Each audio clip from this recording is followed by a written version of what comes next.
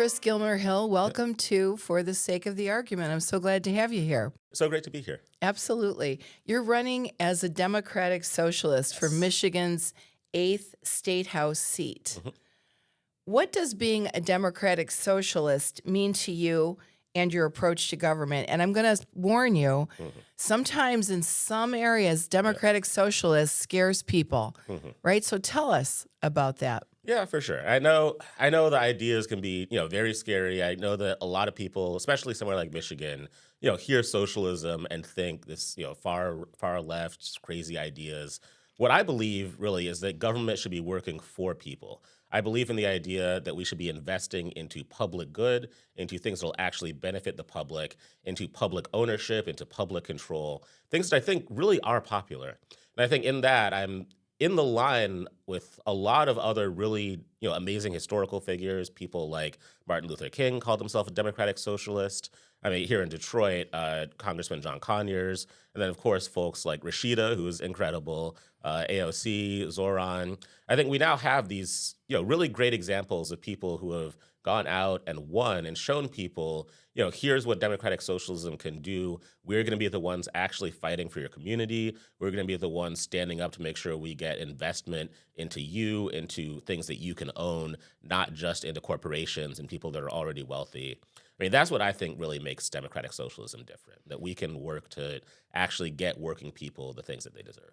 Tell us where Michigan's 8th State House district is. Yeah, for sure. So I know it's gotten redrawn a bunch. So now it is all of Pleasant Ridge, all of Ferndale, and then a big chunk of Detroit stretching down to Boston Edison, wrapping around Highland Park. So including places like Palmer Woods, University District, the area around Marygrove, Oakman Boulevard, Dexter Linwood, all of those areas, and then Boston Edison is roughly the end of it. So, compared to a lot of other districts and how they were redrawn, Mhm. that sounds like a district you can easily get your arms around. Yeah, it's definitely one of the denser parts of the state. It's one of the smaller districts. It does span a lot of pretty different communities. So, Mhm. there's big differences in what people need in Pleasant Ridge compared to Dexter Linwood. There's also a lot that does really tie the district together. So, all across the district, issues like, problems with DTE, unaffordable energy, problems with public transit and it being genuinely pretty difficult to get around without needing a car. Yeah, just simple things that are an issue in a lot of Michigan, but especially all across this area. Is there economic diversity in your district the way Yeah, it's drawn? yeah, definitely. Yeah, there is even just within Detroit. I mean, that's one of the legacies of redlining in Detroit. You could go just across one street and just cross a world of economic difference. So, like for example, just across Woodward, for example, which incidentally is a part of Woodward that is genuinely difficult to walk across because it's a very wide part. They don't even have functional crosswalks or infrastructure to get across a lot of the time. But if you did, you could go from, say, Palmer Woods, Green Acres, Sherwood Forest, some of the most affluent areas in the city. Right across Woodward, you have the State Fair neighborhood, an area that's just been totally neglected. A lot of just vacant lots. And I'll say I've knocked all of the Palmer Woods precinct, all of the State Fair precinct, and in both of those areas, probably the most economically different precincts, probably in the state, people said the exact same things about, I'm getting ripped off by DTE. I don't think these rate hikes are fair. I mean, there's a world of economic difference, but people have very similar issues at the end of the day. Yeah, and I think whether you're wealthy or you're struggling, everybody is struggling with what DTE is Yeah, doing to us. 100%. What do you say to people who think Michigan is a swing state, which we are a swing Yeah. state, who has lots of moderates, therefore democratic socialism does not have broad appeal? I would say, look at why people are swinging, right? Like we're not losing people because we're embracing these good popular ideas. Like we know that things like Medicare for all are incredibly popular. Things like getting corporate money out of politics are incredibly popular. That's what socialism is. Like those are the things that I believe in as a socialist. And the reason why we lose people is because we as a party, as the left to center left overall, our entire side of politics has just failed to actually prove we're going to stand up for those things. We're going to do the right thing, even if it's popular, even if it loses us some donors. I think that's really where we lose people. And if we look to where Republicans have succeeded, it's been in accurately identifying problems and then pretending the solution is something like xenophobia, racism, attacking people who are even worse off, things like that. So you look to, for example, this just insane hypocrisy of Matt Hall and other Republicans in the legislature claiming to suddenly be against corporate handouts. Certainly, yeah, like we know they're not. Laughable. Yeah, exactly. They are the ones that put that system into place. But at the same time, we need to recognize that during the Democratic trifecta, Democrats also dumped a lot of money into those same corporate handouts, those same corporate subsidies. Yes, they did. I mean, that creates a genuinely dangerous opening, right? When we're in power, we don't get to just say, oh, the Republicans would be worse. We need to actually, put our money where our mouth is, do these difficult things that are maybe going to be unpopular with some people, but are the right thing to do and are just obviously correct to a huge range of people. I think that includes things like, limiting corporate handouts, getting corporate money out of politics. It also includes things like having morally correct stances on the genocide in Gaza. It includes things like making sure we're going to actually invest into public education, into public transit, things that will actually help people. And yeah, there will always be big corporations, big outside groups that are going to always be really pushing against that, trying to prevent the Democratic Party, anyone in leadership, anyone anywhere in power from doing those things. If we're able to stand up and do the right thing anyways, I think we win back a lot of the people that we've lost in the last 10 years. Speaking of the Democratic Party, the Democratic Convention is behind us now. Yeah. And holy cow, I mean, Yeah. I've been going to that for a while now, and I've never seen anything like it. I think, don't quote me, that we had almost 8,500 people show up, which was the largest attendance in the history of the convention for Democrats. It was very contentious. Some people won that the middle wasn't happy about. And what do you say to Democrats, up and down, left and right, middle or not? How do we come back together? Because we need to make sure Democrats are elected. Even if they're Democrats that everybody doesn't fully agree with or don't know much about or are slightly uncomfortable, what do we do to come back together? Right. Well, I think one big takeaway and one thing that makes me really optimistic that, looking at the crowd that was there, right? I mean, I know there were a lot of, young people, progressives. Those weren't the only people that were there. I saw a really diverse crowd that I think really looks like Michigan. And I think that those are the people that said, this is the direction we want to go in. We want change. We want bold progressives. I'm proud to say, we chose to nominate a Christian, a Muslim, and a Jewish elected official to run for the three most high-profile races that we selected, right? I think that matters. I think it shows that we want a diverse slate that represents our state, that represents the diversity of people here, that will bring people in. But we also want one that's going to actually fight for real change, for real progress. And so if we want to, both come together, but also actually win these races, I think the most important thing is going to be making sure that we're all on the same page about fighting for people, fighting against corporations, making sure that we're doing the right thing, taking these bold stances, supporting these people that we've just nominated, making sure we hold them accountable to their promises. I think if we're able to do that, if we're able to make sure that we have a Democratic ticket that is really on board with reining in corporate influence and fighting for people, I think we're going to really knock the doors off this November. I agree with you. And I think the biggest mistake that I myself and many other people that I know and I'm friendly with make is we don't hold our electeds accountable. I see it all the time. We fangirl people that are elected and running for office, and that's great. You feel special in their presence until you get tired of it all, and then you'd rather go talk to the lady at the counter at McDonald's. But you know what? People have to say these are public servants. They are serving us. Yeah. We are paying the taxes that are paying their salaries. We are demanding what we need in our lives for our families, and we have to make them more accountable. Yeah. So until we, the people and the voters of this country and Michigan, stand up and demand what they say they were going to do when they were running after they're elected, we're fucked. Right, 100%. I think what you just said is exactly the solution, right? We can't only be talking to people that are already in the loop to these electeds. We need to talk to, the person at McDonald's, the person down the block, the person you see at the bus stop, organizing in your community around real policy goals, around legislative issues, but with regular people, I think is one of the most powerful way to hold electeds accountable. Because if there's a real organized group, whether it's in your district, in your community, that I mean, you have to listen to that because like that is your entire community. Like often they find it very easy to dismiss, one person, two people, and no matter how many times you yell at them, call them, write them emails, if you're just one person, they're gonna ignore you. But if you have a real movement, a real group, an organized community that's all demanding something, they will have to listen, and especially at the level of a state senate, state house seat. That can just be incredibly important. Well, I would like people to be elected that would care about one person, Yes. and they have staffs, so it all matters. I'm going to go back to your 8th House district. What are the biggest issues that are facing your district right now? Sure. So I think number one, I would say, is affordability across the board. And I think especially right Affordability now, of so things like healthcare affordability is just a massive issue everywhere in Michigan, but especially in Detroit.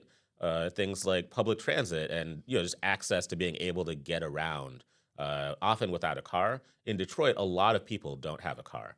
And public transit is going Right. up now because of gas prices as well, right? Is a bus ticket more, I wonder, than it was? I don't know. That I would have to check on. But I Yeah. know that in large parts of Detroit, I mean, the real issue is reliability. So there's parts of Detroit where the bus, even if it followed perfectly on schedule, would be coming once an hour or so. And that just doesn't Wow. work. If you need to No. get to work, right? Yeah. And you're relying on a bus and that bus maybe comes once an hour and that bus is late or you miss that bus, I mean, that just is not a sustainable thing you can rely on. And so, I mean, economically, that just puts people in an even deeper hole. If you had a reliable bus that could come maybe once every 15 minutes, I mean, that's just going to be a game changer for so many people. And if you want to talk about economic development policy, I mean, giving people that option, freeing up that much, time and money in large parts of Detroit, that would be a real game changer because if people can count on reliable transportation, that helps them get a reliable source of income, that helps them have more time to, do things in their community, to, be able to invest in things that they own, to be able to, make a better life for themselves. It just makes everything better. I believe in big structural changes, but I also know that making someone's life a little bit easier can have a huge impact on everything else. I agree. Having a job that allows you to have, shelter, food, education, care for yourself and your body is going to be a better citizen all around. 100%. Yeah. It's not rocket science. Right. Yeah. Just help people and then good things will happen. Speaking of helping people, a lot of elected officials in Lansing seem unwilling on both Democratic and Republican sides to stand up to DTE. Yeah. You probably are going to say you're willing to stand up to DTE, but how would you do that? Well, so I think the number one difference here, I'm committed to not taking any money from DTE. I never have. I never will. I think individuals making that promise is really important. We need more people that are going to promise not to take corporate money. I also think that actually passing laws to get corporate money out of politics is the number one thing that we can do to rein in that influence. Then that allows us to do real concrete things that DTE is trying to block now.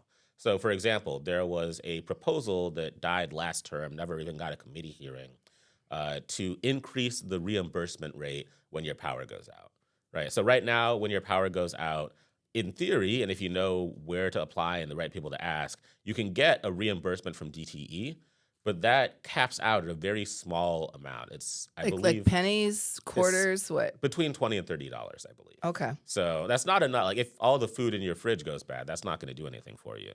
There was a proposal to actually fix that and to make it ramp up so that maybe they have to pay you $5 an hour for the first few hours, and then it increases after that. Because the longer that an outage goes on, the more things are going to go wrong. Maybe the food in your fridge is fine for the first couple hours. If your power is out for 2 days, then you have a lot more that you have to replace.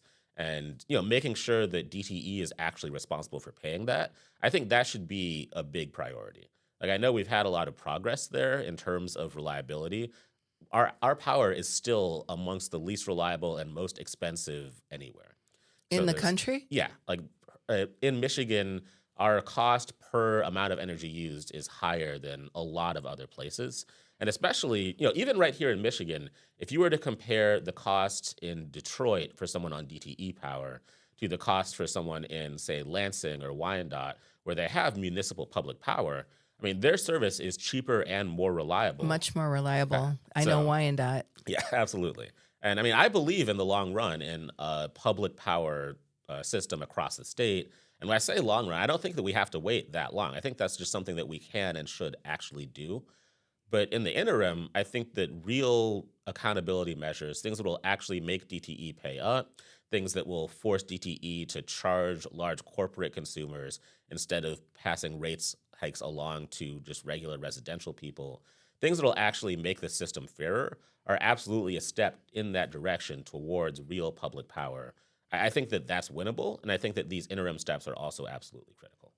And DTE, in my opinion, should have taken all that money that they've been earning and all the concessions they've been receiving and done something with the infrastructure. No, absolutely. Tree trimming is their idea of maintaining things. That Right. everything should be buried. The power lines, everything should be underground. Then we don't have to worry about the storms. Right. We don't have to worry about the trees.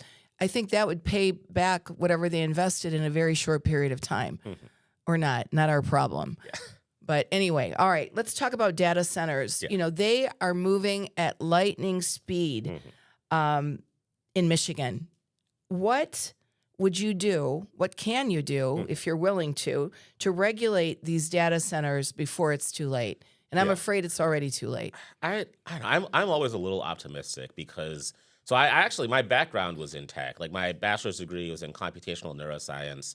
I was always very interested in computer science.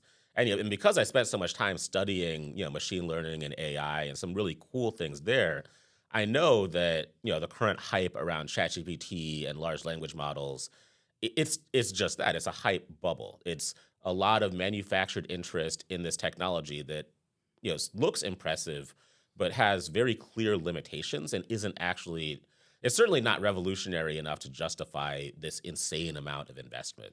So I really think that this is fundamentally unsustainable. And I think we need to plan very carefully in Michigan around both what to do to protect communities from the impacts of this bubble, from the just constant development, new data centers, but also from the, I think, inevitable impacts of when this bubble pops, when all that investment dries up, and when a lot of communities will be left holding the bag with this useless infrastructure, big decaying buildings, really just nothing to show for it. So I think, number one, I think we need to pass a moratorium. Ideally, I'd like to see us follow the direction of Maine and pass something that just says, no, we don't need these here. But even a temporary moratorium, I think, would be huge to give us time to actually come up with regulations. Number two, I think we need to make them pay their taxes. I think that means getting rid of the state-level tax breaks that we gave them. I was in the gallery in Lansing when they passed that tax break in the middle of the night, and all night we were hearing, on both sides, people saying on one hand, oh, these are inevitable. We need to just let them come in because technology always progresses. These data centers are always going to be here.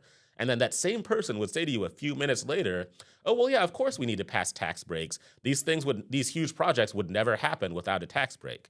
And somehow they just hold both of those things in their head. And that just somehow that makes sense to them. But if these things are so inevitable, I don't think we need to be giving them tax breaks. And I think number three, they need to be paying their fair share for electricity, for water, for everything that they're using. Right now, they often are able to get a sweetheart deal from whatever utility, whether it's DTE, consumers, local municipal water. If they can get a deal, not have to pay the full costs of the infrastructure upgrades that are needed to support them, that cost gets pushed off onto regular ratepayers. And we've seen in places like Northern Virginia, other places that have seen a lot of data center development, that really causes people's electricity rates to skyrocket. I think it's already happening here, but it's definitely not too late to pass laws that will prevent that from getting worse. And then number four, I think we need to really empower communities to say no when they want to and to pass real regulations around what can happen at a data center, right? Like you shouldn't be able to put a diesel generator into a residential neighborhood. We saw that happen. Are those the ones that make all the noise that people are going crazy? Yeah, it's huge, 24/7, and massive air pollution too. So the Elon Musk's data center, sort of outside Memphis and in northern Mississippi, he put a bunch of those giant diesel generators right in a Black, historically marginalized neighborhood, and it's caused measurable air quality impacts. Like when we look at places like Southwest Detroit that are already dealing with similar kinds of industrial pollution, that causes measurable increases in asthma rates, in potentially fatal respiratory conditions, serious health concerns, just because a data center in this case decided they need a diesel generator because it's that important that they never have their power go out. And so, I mean, the cumulative impact of that ends up being real negative impacts on some of the most marginalized places in our state, in our country. I think one of the reasons why I'm really optimistic that we're going to win this fight is because I think a lot of communities that thought they weren't on that chopping block ended up being part of the places where these things could potentially come in. So when we were talking about this in the legislature, we were very concerned that communities like Detroit, Benton Harbor, Flint were going to have to deal with this.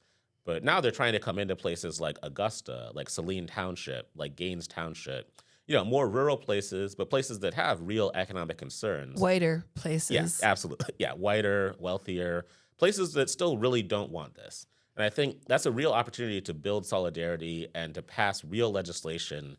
I think if we can just win those 4 things that I listed out, that would really eliminate a lot of the negative impacts. And I think it would also have the effect of preventing a lot of the data center build out in the first place. Yeah, and to a slightly lesser extent, what people don't understand in my community, Marathon, in Detroit, all that shit's coming down to us in Oakland County. We're breathing it too. So we have to wake up and care about everybody equally as much as we do ourselves, because we're all going to die from it. No, absolutely. Okay, you list MICARE on your campaign page as one of your primary policies you'd support if elected to state government. Tell us why you think Michigan needs a statewide single-payer healthcare system. And remind me, every week I talk about this, remind me and my audience what that is again. Yeah, for sure. So at its core, the idea of MICARE and of Medicare for All at the federal level and of all these single-payer healthcare systems, right?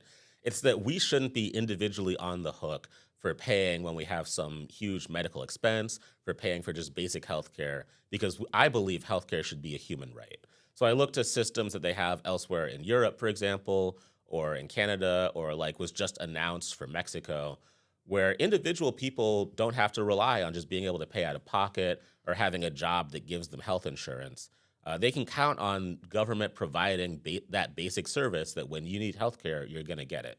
So the single payer in a single payer system is the government, right? You're creating a new system where instead of charging an insurance company, healthcare providers are charging a government entity. On the consumer end, a lot of that would still work very similarly. You're still able to get a lot of the same care or all of the same care. It's just instead of having to deal with an insurance company that's trying to make a profit, that's trying to pay as little as possible, you're dealing with a government entity whose goal is to help its constituents, to help people get the healthcare that they need. So in terms of MICARE specifically, I believe that we need this at the federal level for everybody. But until we get there, I also absolutely believe that we should try to do it in Michigan.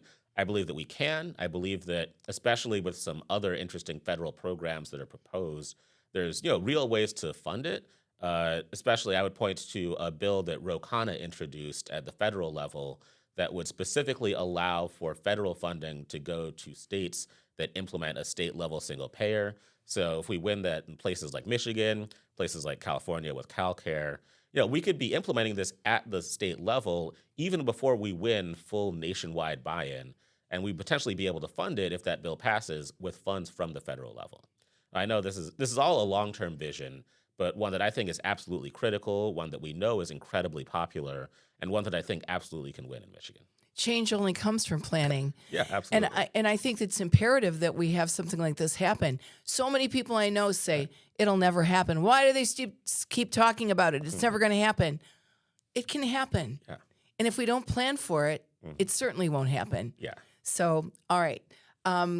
Democrats are poised to win across the country in 26, or so we hope. But approval for the party itself is in the toilet. What do Democrats need to do to rehabilitate trust in the party? I think the short, frankly, easy answer is stop taking corporate money. I think the longer term answer is, show people that you're willing to really stand up for their community, right? Do things that are actually going to help them immediately. I look to what Zoran is doing right now, but also to what socialists did 100 years ago in Milwaukee with what was called sewer socialism. Just showing people that you can provide better basic neighborhood services, things like making sure that they have a clean community to live in, that their trash is getting picked up on time and regularly and safely, that they have constant access to clean drinking water, reliable and affordable energy, just basic things that people see in their everyday lives, right? If you can provide that, people will trust you to provide even bigger things. If you can build trust by making government work at the smallest level, that's what we need in order to build trust for the big systematic changes that we want to make at the highest levels. And I think we're seeing it really work in places like New York. We saw that it worked in places like Milwaukee. I think places like Detroit, Ferndale, Pleasant Ridge absolutely would notice if we were able to get government to actually help them in their everyday lives. And I think that there's a lot of just really simple proposals that we could pass at the state level or at the local level that we can organize for and win, that people would notice, and that would build real faith in the Democratic Party, in socialism, in the people that are fighting to win those things. Like when you fight for someone, they notice. And you know what I think that would cause to happen? It would increase voter turnout. 100%, yeah. Which is abysmal now, but Right. who can blame them? What's the best part about campaigning for state government? I've really enjoyed, knocking doors all over. I think I've been involved in supporting other candidates in the past, and I've gotten to see, a lot of Detroit. I think I've now knocked doors in every city council district in Detroit. I'm, making my way all over my district. I'm hoping to knock in every precinct. And the same goes for Ferndale and Pleasant Ridge, where I've, now knocked all over.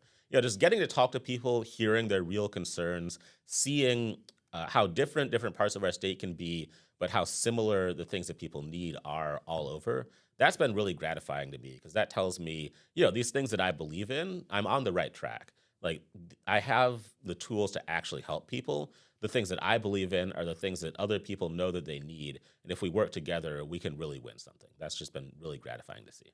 What's the worst part of campaigning for state government? Definitely fundraising. Unfortunately, it takes a lot of money to actually get somewhere in the current system. I'd love to change that. I believe in things like publicly funded elections, getting corporate money out of politics. Money out of politics. Sign your petitions. Yeah, absolutely. I keep saying it because it's important. But I know that until we get there, we need to be very serious about just the basic logistics of campaigning. And that means knocking thousands of doors and raising a lot of money. So unfortunately, that's been going very well so far. But it's just, the constant grind that we as progressives need to take seriously, need to keep doing if we want to win. You must feel like a real estate agent, always hyping. Yeah. In these dark times, what gives you hope? I think seeing good things happen across the country, it reminds me that even in this deeply flawed political system, even with the absolute worst coming out, even with a fascist White House and deeply corporate control all over state government, all over the country, it's still possible to win. Like what happened yesterday was incredible and inspiring.